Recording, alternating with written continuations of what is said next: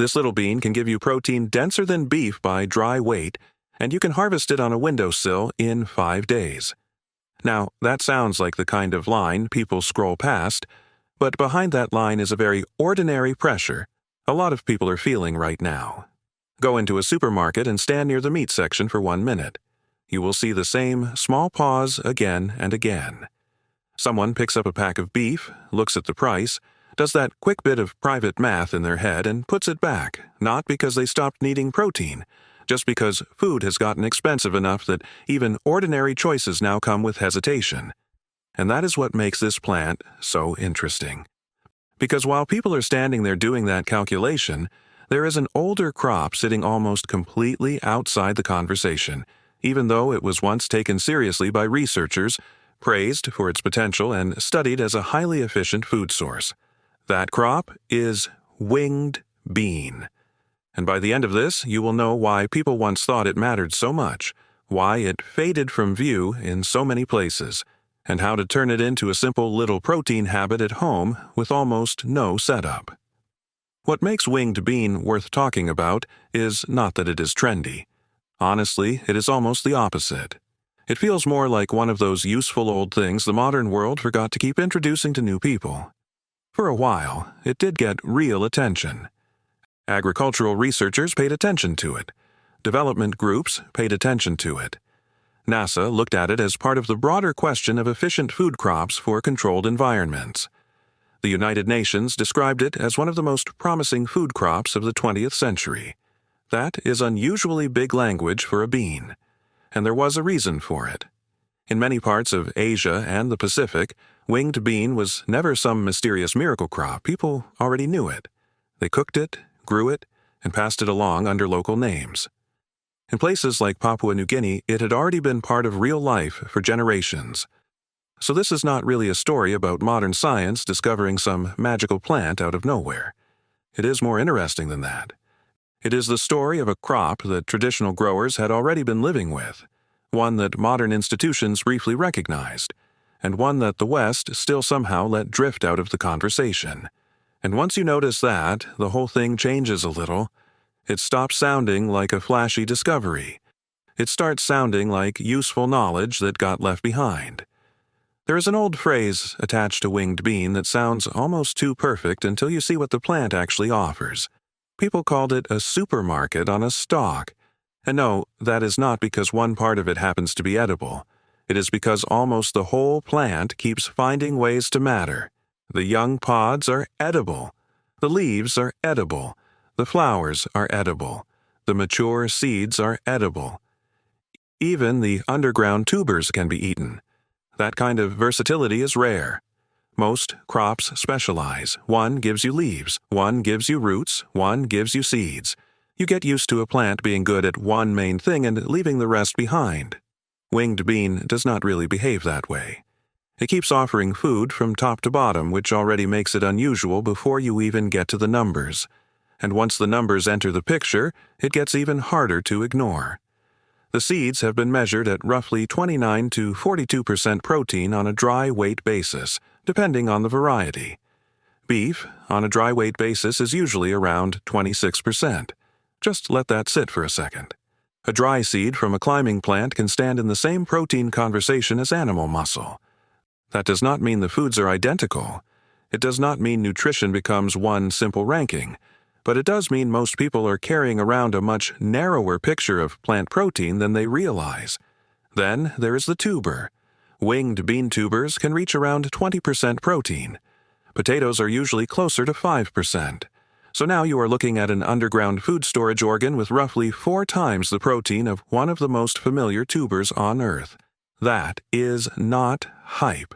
That is just a crop quietly being far more capable than most people were ever told. So why did something this useful fade into the background? Not because it stopped working. Mostly because usefulness and visibility do not always travel together. Winged bean is a legume, which means it works with root bacteria that help pull nitrogen into the system.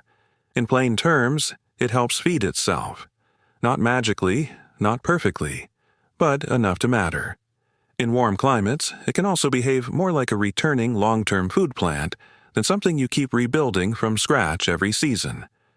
Now, from a grower's point of view, those are beautiful traits. Lower input, more resilience, more independence. From a commercial point of view, those same traits are less exciting.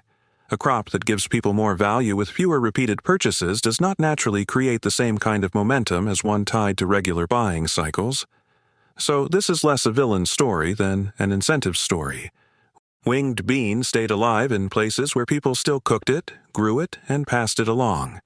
In places where attention depended more on markets than memory, it quietly slipped out of sight. And that is the part that makes this worth revisiting now, because this is not some useless historical footnote. It is a practical food that drifted out of view at exactly the time ordinary people started needing practical food again. Now here is where the story becomes useful at home. You do not need a tropical farm to get value from winged bean. You do not need a field. You do not need a long, growing season. And for the version that makes the most sense in ordinary life, you do not even need direct sun. You just need the seed. That is the hinge in this whole story. Because the most accessible version of winged bean is not the full mature vine climbing through a warm garden. It is the short moment when the seed wakes up. A dry seed looks finished, hard, closed, like a little storage capsule just sitting there. But once germination begins, it is not acting like stored food anymore. It is acting like a living system trying to grow. And that changes what the food is like. Part of the seed's old protective setup starts opening. Think of it like a small internal lock beginning to come undone. While the seed was dry and dormant, that protection helped keep everything packed away. Once growth starts, some of those barriers begin to loosen.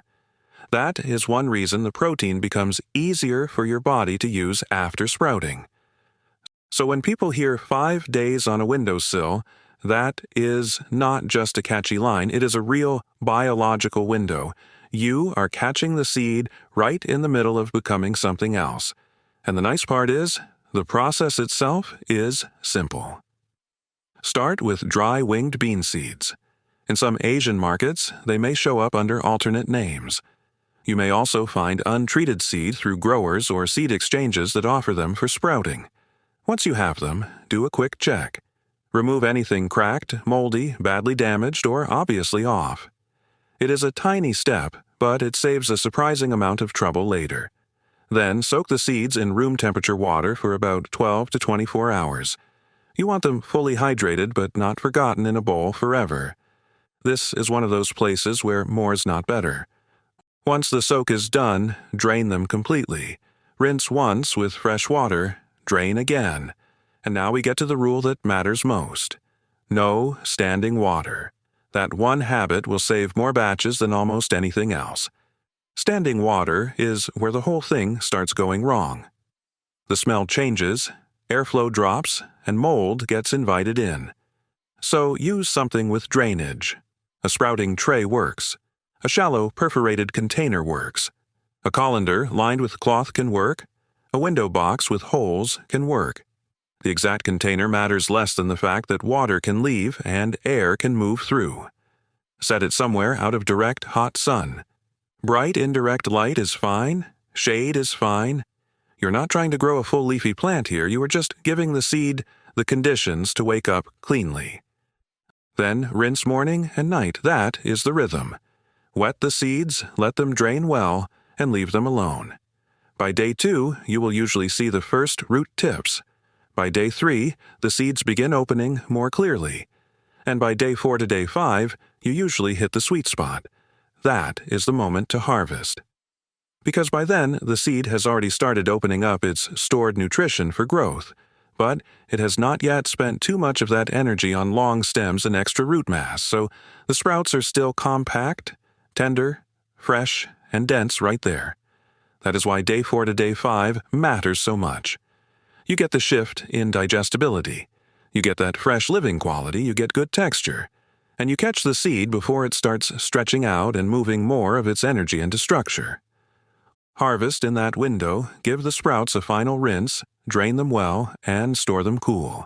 They can hold for several days in the refrigerator, especially if excess moisture is kept under control, but they are best when they still feel lively and just harvested. And honestly, this is one of the things I like most about the whole idea. It changes the feel of a kitchen. Not in some dramatic cinematic way, in a quiet way. You are no longer only buying finished protein from somewhere else and bringing it home in plastic. You are also growing a compact, fresh food right there on the counter with a few minutes of attention a day. And the effort is light enough that it can survive normal life. That part matters. Because a lot of self-reliance advice sounds exciting until it runs into a tired Tuesday. This does not ask much of you. You soak. You rinse. You drain. You watch. You harvest. That is one reason the idea has staying power. It is not grand enough to become exhausting. The first tray is interesting. The second tray is where it starts becoming useful. As soon as you harvest one batch, start the next one. That is the trick. Not scale, not intensity, just overlap. 2 containers in rotation can keep a small household in a steady rhythm of fresh sprouts with maybe 5 minutes of care a day. And once that rhythm exists, the whole thing stops feeling like a project and starts feeling like a system. A very small system, yes, but a real one. That is where winged bean stops being a forgotten crop in a story and becomes part of ordinary life again, not through ideology, not through perfection, just through repetition. So let us go back to that supermarket aisle for a second. The person standing in front of expensive meat is not overreacting. Protein has become one more category where people feel pressure, and most people are not looking for a speech in that moment. They are looking for something practical, something that creates a little more breathing room. Winged bean sprouts are not here to replace everything. That is not the promise. The promise is smaller than that and more believable. A seed with unusually strong protein density can be turned into fresh food on a windowsill in 5 days. A crop once praised for its versatility can still be useful in ordinary life. And a plant the West largely forgot can still quietly outperform people's expectations the moment they give it one shallow tray, clean water, and a little attention. That is enough. Honestly, more than enough. Because the real force of this story is not that it reveals some unbelievable secret. It is that something valuable was sitting just outside the modern conversation, still useful, still waiting, and most people were never given a reason to look at it twice. Winged bean did not need better biology. It needed remembering. And if all this does is make you start one batch, rinse it morning and night, and harvest it around day 5, then that forgotten old plant has already made its point. Sometimes the thing that feels new is only new to us because we let it fall out of view.